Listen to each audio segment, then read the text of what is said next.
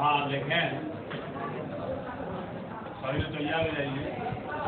कल जो है आप लोगों को अमोनिया गैस के बारे में बताया गया, अमोनिया का प्रिपरेशन, अमोनिया के जो है फिजिकल प्रॉपर्टीज। अब आज का जो आपका विषय है वह अमोनिया के रासायनिक गुणों को हम लोग जो है अध्ययन करेंगे। तो रासायनिक गुण केमिकल प्रॉपर्टीज लगाएंगे और इसमें एक नंबर लगाएंगे। नंबर 1 इज रिक्वायर्ड, यस लिखेंगे। अमोनिया, अमोनिया एक अस्थाई यौगिक है। अमोनिया एक अस्थाई यौगिक है। अमोनिया एक अस्थाई यौगिक है जो अति उच्च तापमान,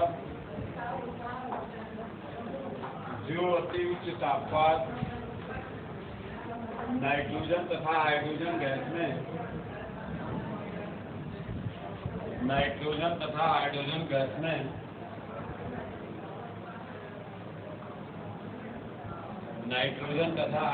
गैस में विघटित हो जाती, नाइट्रोजन तथा हाइड्रोजन गैस में विघटित हो जाती है, विघटित हो जाती है। देखिए इधर NH3 है, NH3 इज द गैस, और NH3 जो होता है वह स्टेबल कंपाउंड है अर्थात अस्थाई यौगिक, और इस अस्थाई यौगिक को अति उच्च ताप पे प्लस डेल्टा है, इसका मतलब बहुत वेरी हाई टेम्परेचर, अगर हीट करते हैं तो यह नाइट्रोजन गैस देता है और हाइड्रोजन गैस देता है। अब यदि नाइट्रोजन और हाइड्रोजन गैस देते हैं तो यदि अमोनिया में 2 मॉलिक्यूल्स का गुणा करें तो नाइट्रोजन 2 हो जाएगा, और 2 3 या 6 हाइड्रोजन है तो यहाँ 3 का गुणा करेंगे, 3 2 जा 6 हाइड्रोजन हो जाएगा। तो इस अभिक्रिया में आप देखें कि नाइट्रोजन के 2 परमाणु और हाइड्रोजन के 6 परमाणु हैं इधर, तो यहाँ पर 2 नाइट्रोजन के और 2 3 या 6 हाइड्रोजन के परमाणु हो जाएंगे। तो अमोनिया का अति उच्च ताप पर नाइट्रोजन तथा हाइड्रोजन गैस में विघटन हो जाता है। यस, रिएक्शन नोट करिएगा।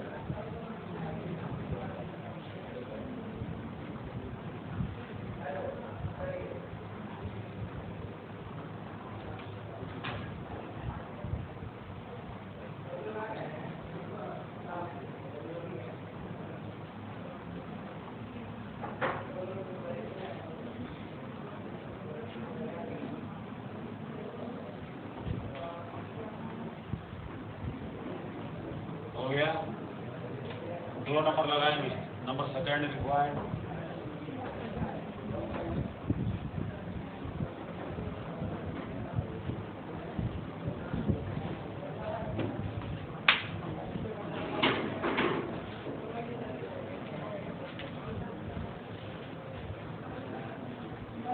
नंबर 2 में लिखेंगे अमोनिया गैस एक क्षारीय प्रकृति की गैस है। अमोनिया गैस एक क्षारीय प्रकृति की गैस है। अमोनिया गैस एक क्षारीय प्रकृति की गैस है। क्षारीय प्रकृति, बेस नेचर, क्षारीय प्रकृति की गैस है जो जल में अत्यंत विलेय, जो जल में अत्यंत विलेय, जो जल में अत्यंत विलेय है,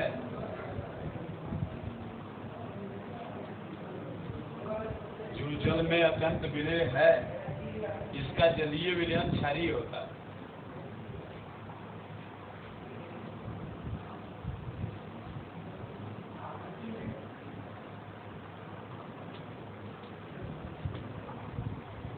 इसका जलीय विलयन क्षारीय होता है। देखें NH3 is the gas, we call the base nature. इस गैस की प्रकृति जो है कैसी है? क्षारीय है, और जल में अत्यंत विलेय है। जैसे इसको जल में घुलते हैं तो इसका हाइड्रोजन आयन इस अमोनिया से जुड़ेगा, तो अमोनियम आयन में तब्दील होगा और हाइड्रोक्सिल आयन इसमें जुड़ जाएगा, तो एडिशनल यौगिक देता है।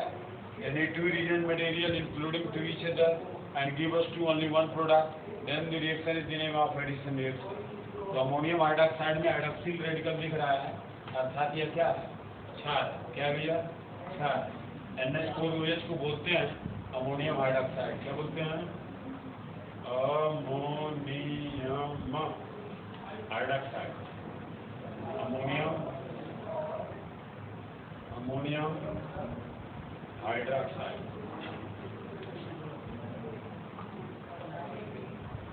और यह बेस नेचर का होता है। रिएक्शन नोट करें।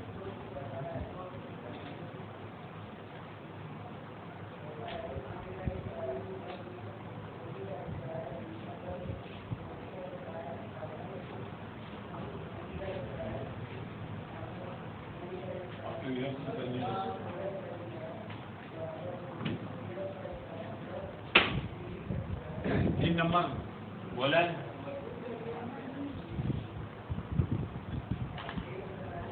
yes, number 3 is the point.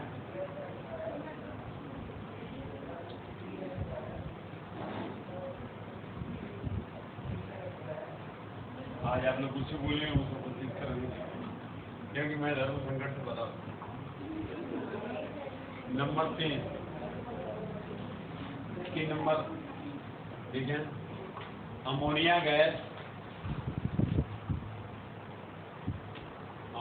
Gas Tanu hydrochloric अम्ल से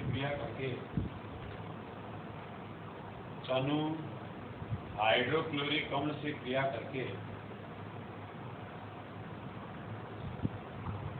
नवसादर देता है।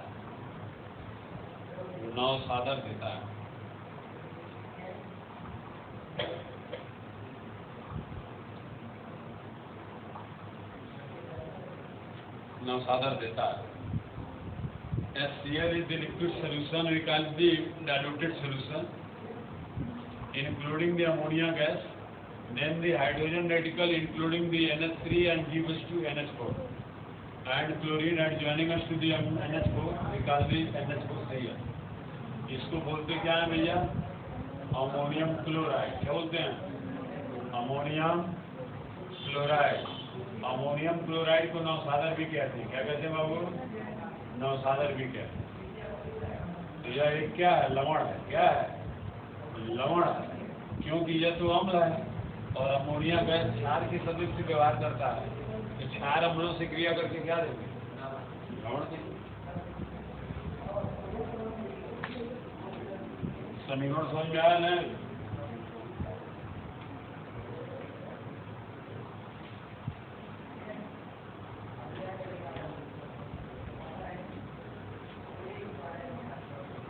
Number 4 is one.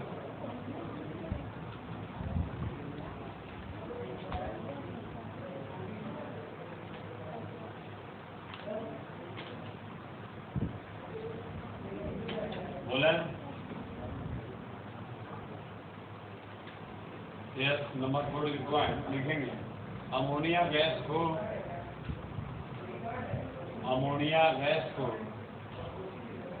सल्फ्यूरिक अम्ल में अवशोषित करने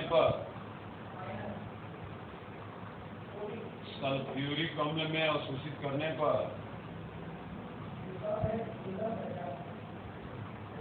अमोनियम सल्फेट देता है।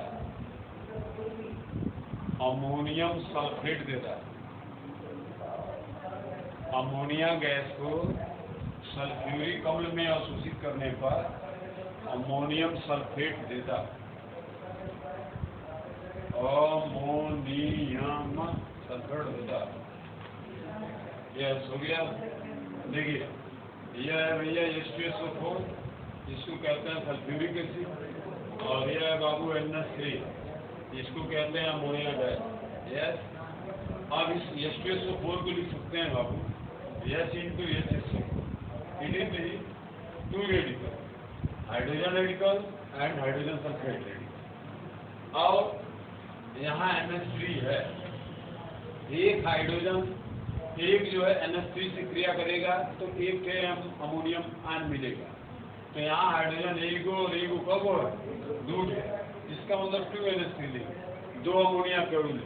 तो एक हाइड्रोजन एक अमोनिया से जुड़ेगा, तो एक ही अमोनियम आयन और एक अमोनिया से पुनः एक हाइड्रोजन जुड़ेगा तो एक यानी दो। तो अमोनियम आयन दो को मिले। और चूंकि सल्फेट जो होता है वह डबल निगेटिव चार्ज का होता है, तो इसीलिए जो दो अमोनियम के आयन मिले हैं, यदि नीचे दो का गुणा कर दिया जाए तो ammonium is the double positive charge and sulphate is the double negative charge. निकालने formula is the ammonium sulphate NH4 twice SO4। इसको बोलते हैं अमोनियम सल्फेट। क्या बोलते हैं? Ammonium sulphate. क्या बोलेंगे भैया? Ammonium sulphate.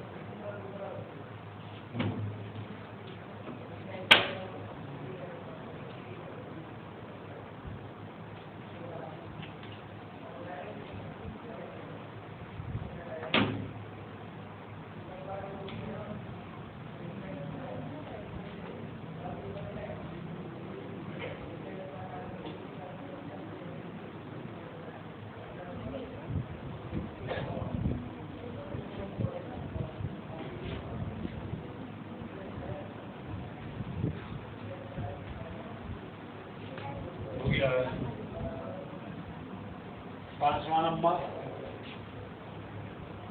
5 to the point. 5 नंबर अमोनिया गैस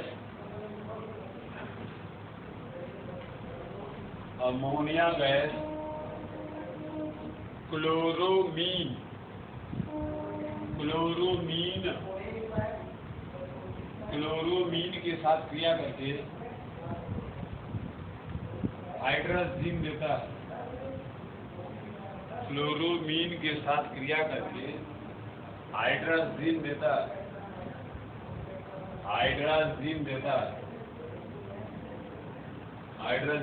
है। देखिए, जब NH2 मूलक, इसको एमीन ग्रुप ऑफ एलिमेंट्स कहते हैं, और इसमें अगर क्लोरीन जुड़ जाए तो इसको क्लोरामीन कहते हैं। एमीन और ये क्लोरीन है तो क्लोरामीन या क्लोरोमीन भी कहते हैं। और इसमें अमोनिया गैस को हमने जो है अवशोषित करा है। अमोनिया का सूत्र होता है NH3। अब इस NH3 से दो रेडिकल निकालेंगे तो एक हाइड्रोजन को बाहर निकाले बाबू तो लिख सकते हैं H into NH2। हमने कुछ नहीं किया, हमने बस अमोनिया से दो रेडिकल को निकाला है। और NH2Cl क्लोरामीन जो दिया गया है, इसको हम वैसे कि जो गतियों नहीं दिए। अब chlorine atomic adjoining us to the hydrogen and give us to hydrochloric acid, and it is the 2NH group NH2 component including 2 NH2 से जुड़ जाएगा। तो होगा क्या भैया? NH2 सिंगल बॉन्ड NH2 और एक हो जाएगा HCl। इसको बोलते हैं जब एमीन के दो कंपोनेंट एक दूसरे से जुड़े हुए हो तो क्या कहते हैं उसको? हाइड्रोजीन। क्या कहते हैं? हाइड्रोजीन इसको बोलते हैं फर्स्ट में। तो अमोनिया इंक्लूडिंग दी क्लोरामीन या क्लोरोमीन, क्लोरामीन भी कहते हैं, क्लोरोमीन भी कहते हैं। अगर इसके साथ अमोनिया गैस को हमने अवशोषित कराया तो अमोनिया से दो रेडिकल निकले, एक हाइड्रोजन और एक एमीन। अब यह एमीन और यह एमीन जुड़ जाएगा और क्लोरीन हाइड्रोजन से जुड़ के Cl बना लेगा। Dear selection writer, please.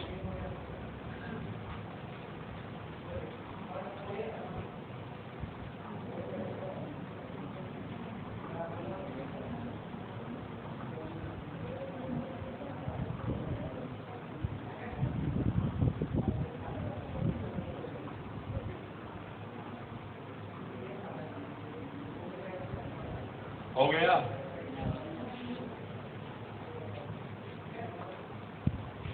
पांचवा के बाद हमारा छठवां रहेगा और लास्ट रहेगा। ठीक है, बोले? देखिए, छठा और बहुत ही महत्वपूर्ण छठवां रहेगा।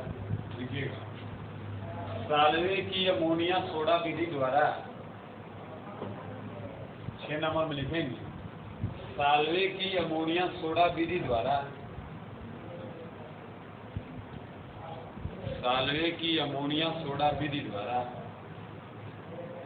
NaCl के संतृप्त विलयन में साल्वे की अमोनिया सोडा विधि द्वारा NaCl के संतृप्त विलयन में कार्बन डाइऑक्साइड तथा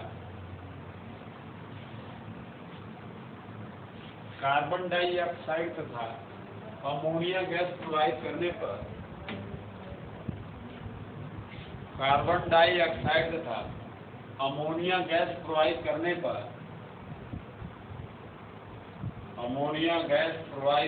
पर सोडियम बाइकार्बोनेट देता है।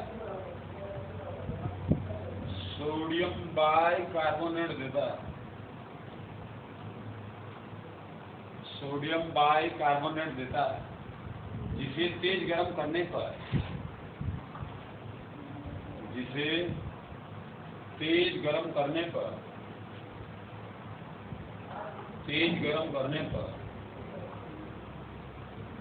सोडियम कार्बोनेट में परिवर्तित हो जाता है। सोडियम कार्बोनेट Na2CO3 में परिवर्तित हो जाता है। सोडियम कार्बोनेट में परिवर्तित हो जाता है।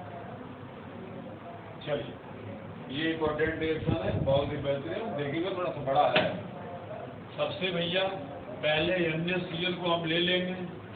NaCl को अगर पानी में घोलें तो जल का सूत्र होता है H2, तो ये हो जाएगा NaCl का जलीय विलयन हो जाएगा। क्या हो जाएगा? NaCl का जो है जलीय विलयन हो जाएगा। और इसमें जो है हम कार्बन डाइऑक्साइड को प्रवाहित करेंगे और इस विलयन में जो है हम अमोनिया गैस को भी प्रवाहित करेंगे। ठीक, इसको भी प्रवाहित करेंगे। तो यही बोले हैं हमने कि NaCl के संतृप्त विलयन में कार्बन डाइऑक्साइड गैस की अधिकता में अमोनिया गैस प्रवाहित करने पर सोडियम बाइकार्बोनेट देता है तथा इसको तेज गर्म करने पर सोडियम कार्बोनेट में परिवर्तित हो जाता है। तो आइए देखा जाए NaCl को अगर लिखा जाए तो Na इज सिंगल बॉन्ड से लिखते हैं, यस, और NH3 को NH3 लिख देंगे और जल को लिखते हैं बाबू HOH लिखते हैं और कार्बन डाइऑक्साइड को तो CO2 लिखते हैं, यस।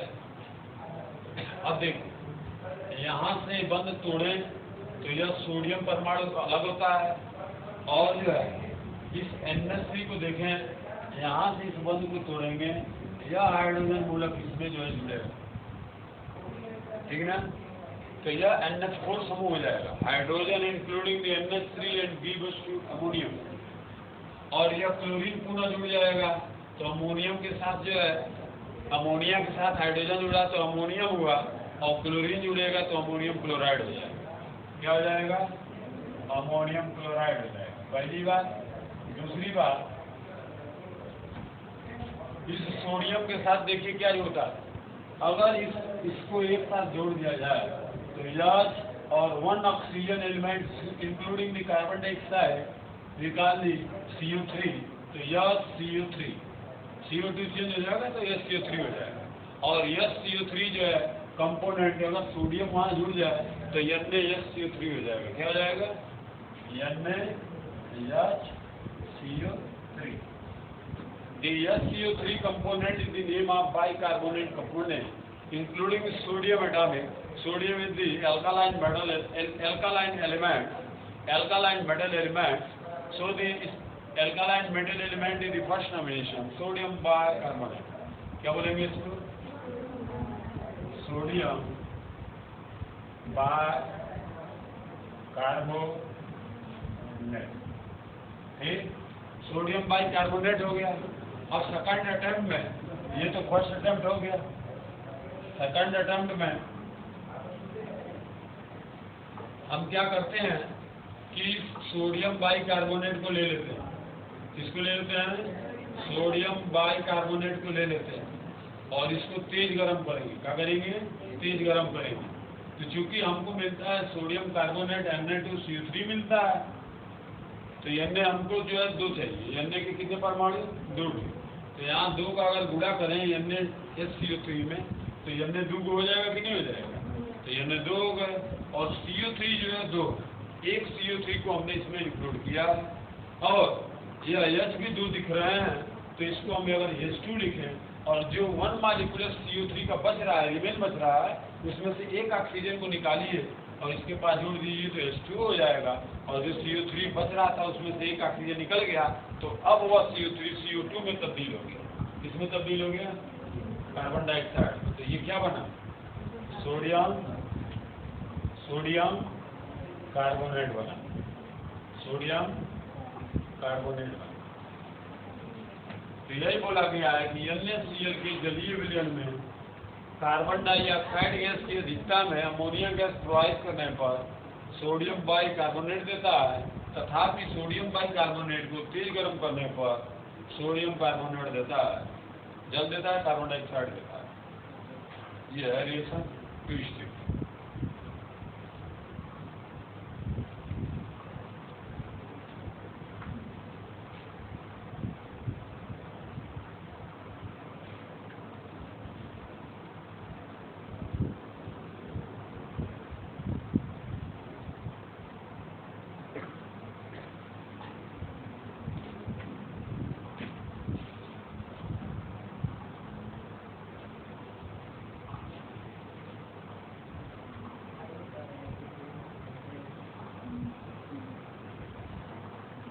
काफी कुछ बाध्यता पड़ गई, यहाँ से उधर नहीं जा पा रहे हैं, एक काम दिक्कत कर रहा है।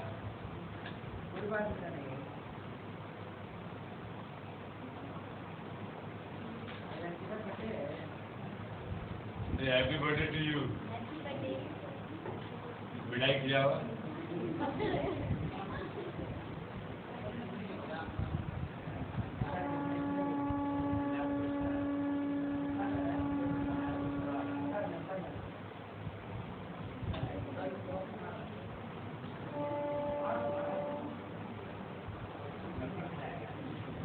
हो गया।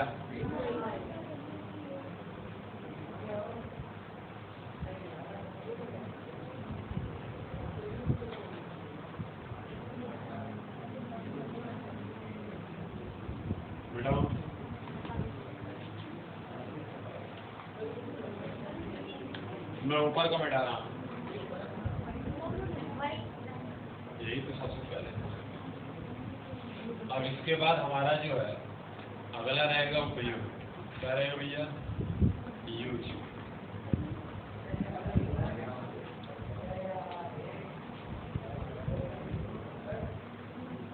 अभिषेक यादव अपने पड़ोसी से कहिए सीधा बैठे।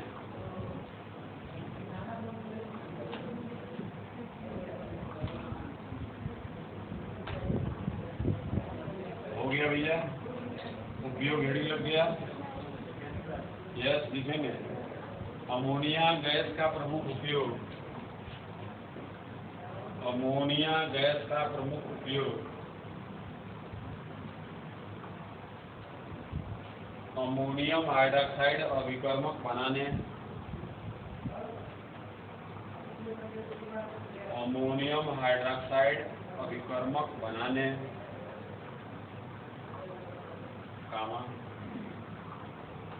हाइड्राजीन निर्माण। अमोनियम हाइड्रॉक्साइड अभिकर्मक बनाने, हाइड्राजीन निर्माण।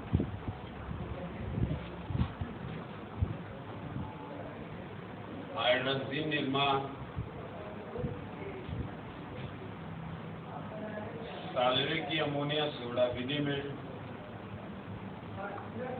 साल्वे की अमोनिया सोडा विधि में। अमोनिया सोडा विधि में साल्वे की अमोनिया सोडा विधि में इसका उपयोग किया जाता है। साल्वे की अमोनिया सोडा विधि में इसका उपयोग किया जाता है।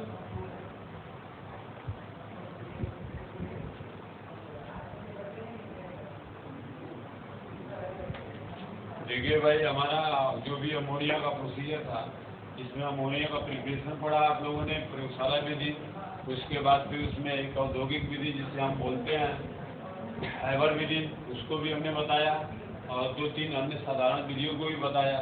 फिर उसके भौतिक गुण और रासायनिक गुणों के बारे में चर्चा किया गया है, ठीक है। तो हमारा अमोनिया खत्म हो गया। क्या खत्म हुआ भैया? अमोनिया गैस समाप्त हुआ है, ठीक है। अब अमोनिया के बाद जो है आगे हमारा जो कंपोनेंट दिया गया है उसको देखिए।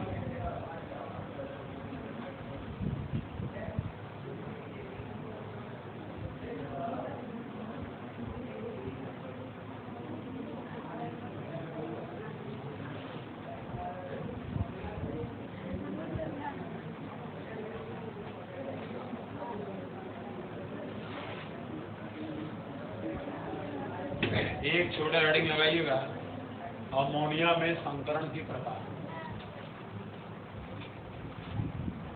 NH3 में हाइब्रिडाइजेशन यानी संकरण की प्रकार।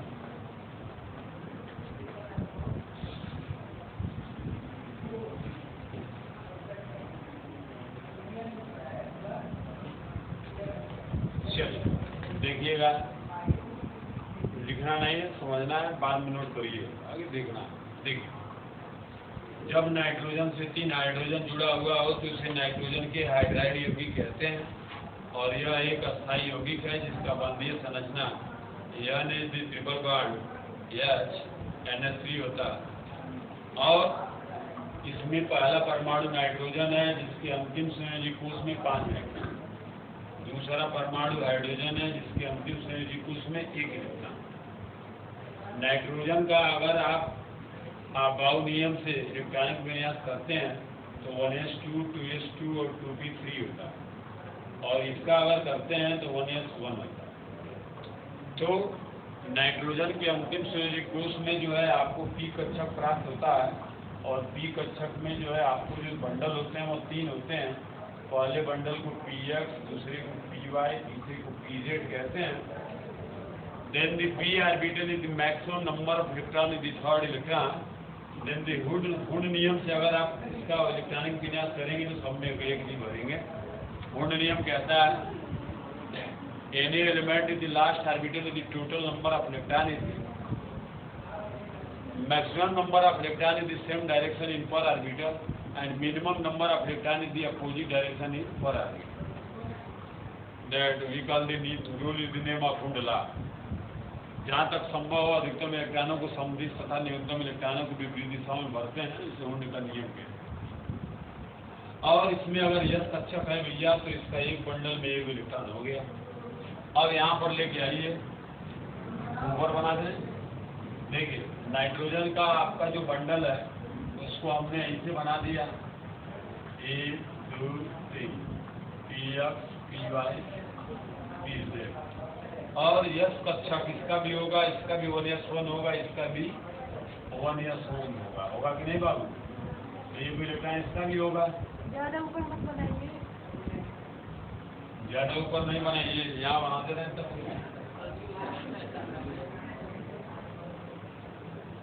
चलिए, इधर आएगा कि नहीं? चलिए, इधर दिखेगा ना।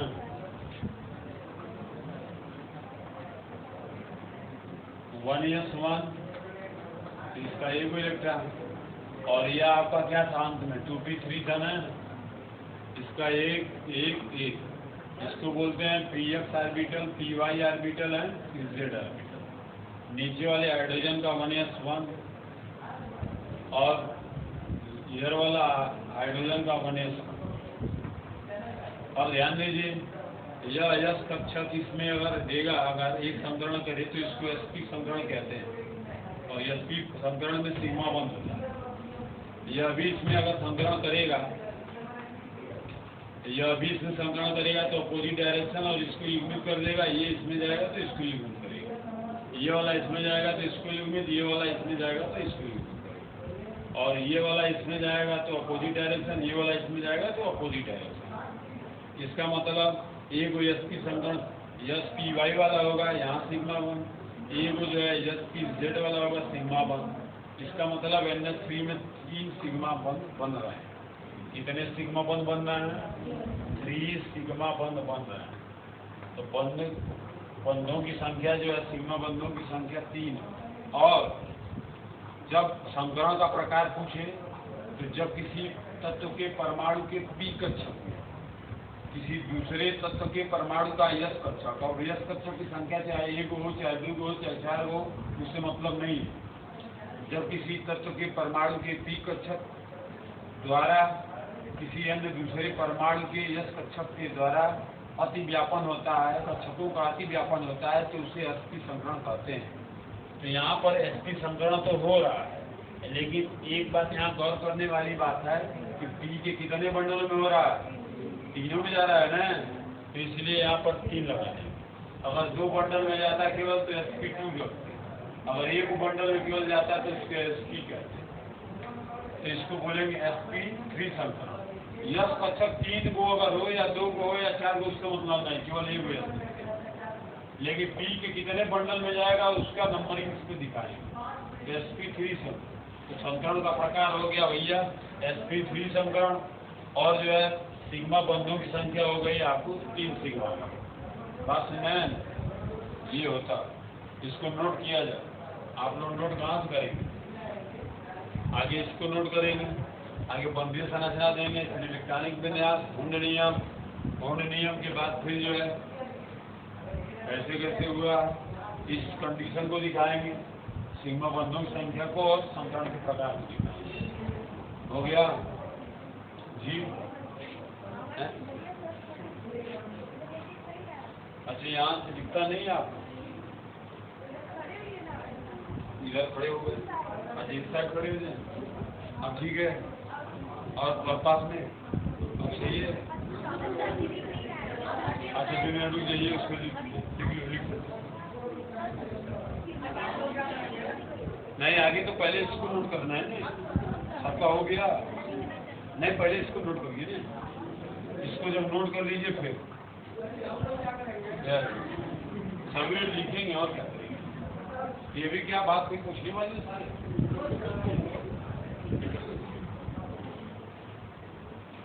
आप तो एकदम रसगुल्ला हो गए।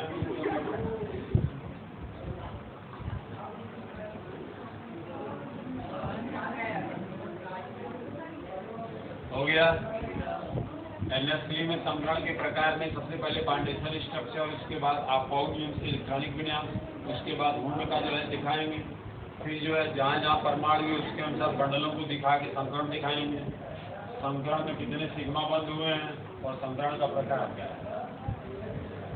तो sp3 संकरण है और 3 सिग्मा बॉन्डिंग है। हो गया। अब उधर को बेटा देना है।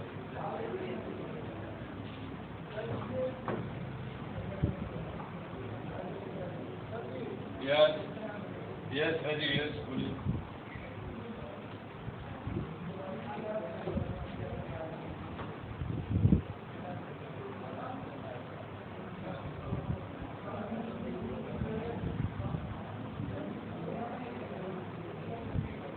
इधर का हो गया ना।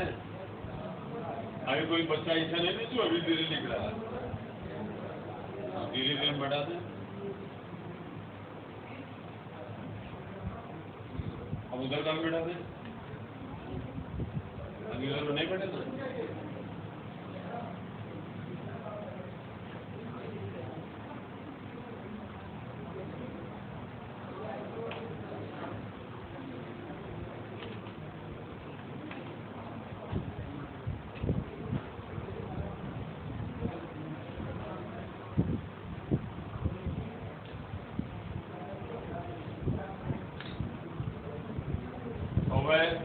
अब इसका आकाशीय एक संरचना संकरण वाला उसको देखिए। सबसे पहले सेंट्रल एटॉमिक को देखते हैं। सेंट्रल एटॉमिक आपका नाइट्रोजन है जिसमें पी कक्षक है। तो पी कक्षक को सबसे पहले दिखाएंगे। तो बड़ी क्या चतुर्थांश बनाएंगे। इसको कहते हैं एक्स एक्सिस और परपेंडिकुलर एक्सिस को बोलते हैं वाई एक्सिस। इसको बोलते हैं वाई वाई डैश और इसको बोलते हैं x x dash. Origin point मूल बिंदु बोलते हैं। अब सबसे पहले जो है आप एक्स अक्ष पर पी ऑर्बिटल को प्रदर्शित करेंगे। तो इसका जो है आकृति कैसी होती है? डम्बलाकार, डमरू के आकार की होती है। तो ये इसको बोलते हैं पीएक्स। क्या बोलते हैं बाबू? Px orbital. Then the p orbital including the s axis we call the px orbital. दूसरा होता है py। तो py वाला को इसे प्रदर्शित करते हैं परपेंडिकुलर एक्स पे, इसको लिखते हैं py। क्या बोलते हैं? py। और एक होता है x और y अक्ष के बीचों बीच में x होता है, जिसे हम बोलते हैं z एक्सिस। और इस z एक्सिस पर जब हम p कक्षक को बनाते हैं तो इसको बोलते हैं pz। क्या बोलते हैं? pz। यस। अब आप लोगों ने देखा कि x कक्षक का जो है एक इलेक्ट्रॉन जा रहा है x पर, px को दे रहा है। तो इसका मतलब यह जो x एक्सिस बनाया गया है इसको लंबा कर दीजिए और इस पर एक लंब लगा दीजिए और एक गोला खींचते हैं। इस गोले को कहते हैं यस कक्षक, इसको कहते हैं px। यह यस है और यह px है। यस कक्षक के लिए एक्सिस को नहीं दिखाया जाता क्योंकि वो चारों पे रहता है, इसलिए गोलाकार आकृति होने के कारण। तो यह यस कक्षक है और यह px है, तो लिखेंगे x px। और इसको जो है हम शेड कर देते हैं पेंसिल। इसका मतलब इसको बोलते हैं ओवरलैपिंग एरिया, अतिव्यापित क्षेत्र बोलते हैं उसको। क्या कहते हैं? अतिव्यापित क्षेत्र कहते हैं। तो यहाँ पर आपको एक सिग्मा बंद हो गया भैया। यस। और दूसरा जो है देख रहे हैं कि एक जो है यस कक्षक y के साथ py ऑर्बिटल के साथ जो है हाइब्रिडाइजेशन कर रहा है। तो यहाँ पर y एक्सिस आपको लंबवत बना हुआ है, या तो नीचे या ऊपर जगह हो तो ऊपर। इस लंब को ऊपर बढ़ा दीजिए, इस पर एक लंब डाल दीजिए, एक गोला मारते हैं और इसको जो है अतिव्यापी क्षेत्र दिखा देंगे। इसको कहते हैं यस कक्षक और इसको कहते हैं p कक्षक। और यह जो है y अक्ष पे तो SPY संकरण बोलेंगे। और कौन सा बंद होगा भैया? सिग्मा बंद होगा। कौन सा? सिग्मा बंद। तीसरा इसमें देख रहे हैं यस कक्षक का जो है ओवरलैपिंग की क्रिया हो रही है z अक्ष के साथ pz के साथ। तो इसको pz को यहाँ पर देख रहे हैं, यहाँ इधर जगह खाली हो तो इधर ठीक, इधर जगह खाली हो उधर जो है इसको हम बढ़ाएंगे। इस पर एक लंब डालेंगे, एक गोला लगाएंगे और ओवरलैपिंग एरिया ये हो गया। इसको बोलेंगे यस, इसको बोलेंगे pz, SPZ संकरण, निकाल दें सिग्मा बाय। इस तरह से जो है इसका कक्षकों के संकरण का हमने जो है एक स्फेरिकल स्ट्रक्चर दिया है। नोट किया।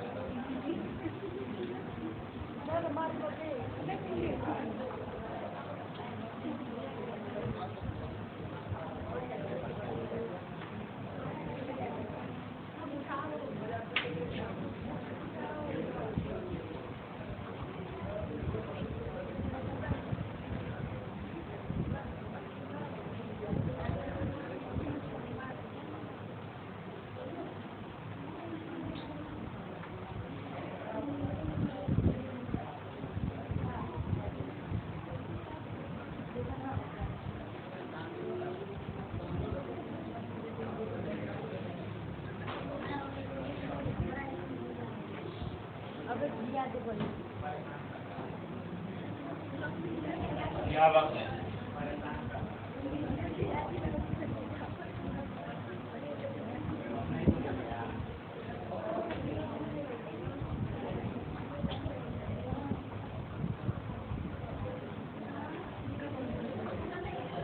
नोट हो गया भैया?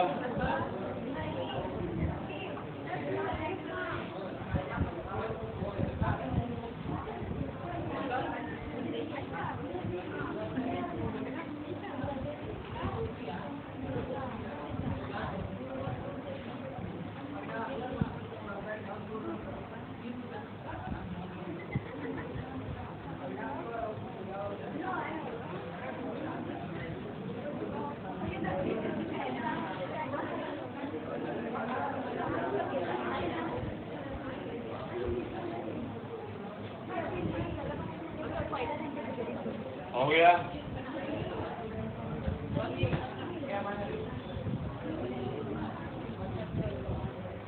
चलिए आगे देखें, बनाइए, फटाफट कीजिए भाई।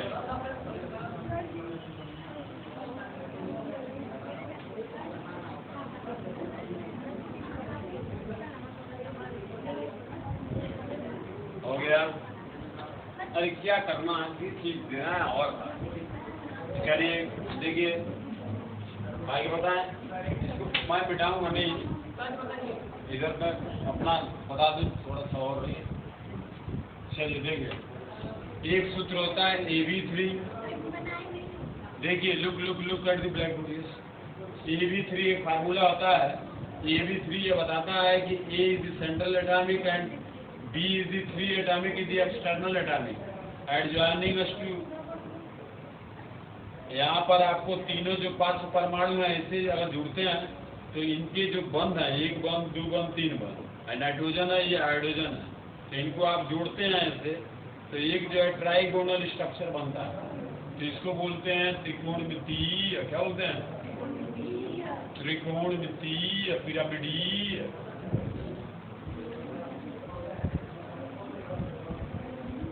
त्रिकोणमितीय पिरामिडीय। पिरामिड क्या है? त्रिकोणमितीय पिरामिडीय संरचना। तो इस सूत्र के आधार पे अमोनिया की भी जो संरचना होती है वो ऐसे ही होती है, ऐसे ही होती है।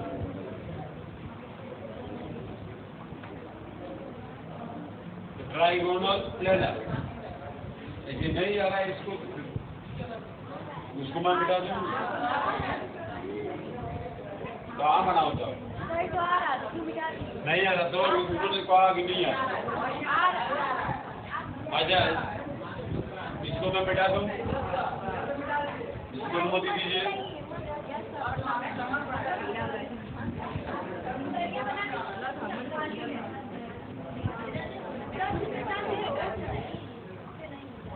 जल्दी जल्दी इसको बना लीजिए। AB3 बना लिए, इसको बन गया नहीं, इसको बनाइए मैं बताऊं। अब AB3 की जगह पे अगर हम NH3 का प्रयोग करें तो A is the N, B is the H, तो सूत्र आपका वही फिर बन जाएगा दोबारा स्ट्रक्चर का। अब हम A को क्या मानेंगे? N मानेंगे, और B को क्या मानेंगे? H मानेंगे। तो इसका ट्राइगोनल प्लेनर, या ऐसे भी बोलते हैं ट्राइगोनल क्यूबिक प्लेनर, इसको बोलते हैं। और इसको हम AB3 को NH3 मान लिया और लगा दिया, बन गया। चलिए एक और देखिए,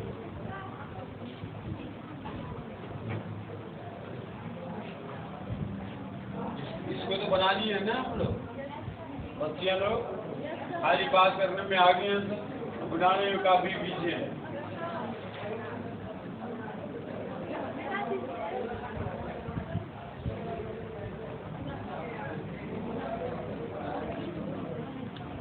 चलिए अब देखिए, चलिए इधर देखिए, NH3 से जब एक हाइड्रोजन को रिड्यूस करते हैं तो इसको ABC लिखते हैं H/NH2।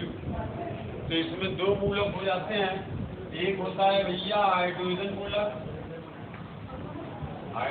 मूलक, और एक होता है बाबू NH2 को क्या बोलते हैं? एमीन समूह। क्या बोलते हैं? एमीन समूह बोलते हैं। अब जो NH2 होता है वह यानी सिंगल बॉन्ड H, और नाइट्रोजन से जुड़े हुए 2 हाइड्रोजनों के बीच के कोण 106.5 डिग्री का होता है। नाइट्रोजन एमीन समूह के माने अमोनिया से हाइड्रोजन के रिड्यूस होने के बाद अपर साइड वाला हाइड्रोजन हट जाता है और नीचे साइड वाले दोनों हाइड्रोजन रह जाते हैं। तो उनके बीच का जो अधिकतम कोण होता है, हाइड्रोजन बंधों के बीच का अधिकतम कोण 106.5 डिग्री का होता है। और इसके जो बंद की लंबाई होती है वह 1.7 पीएम का होता है, पिकोमीटर। पिकोमीटर पीएम माने क्या होता है? पिकोमीटर होता है।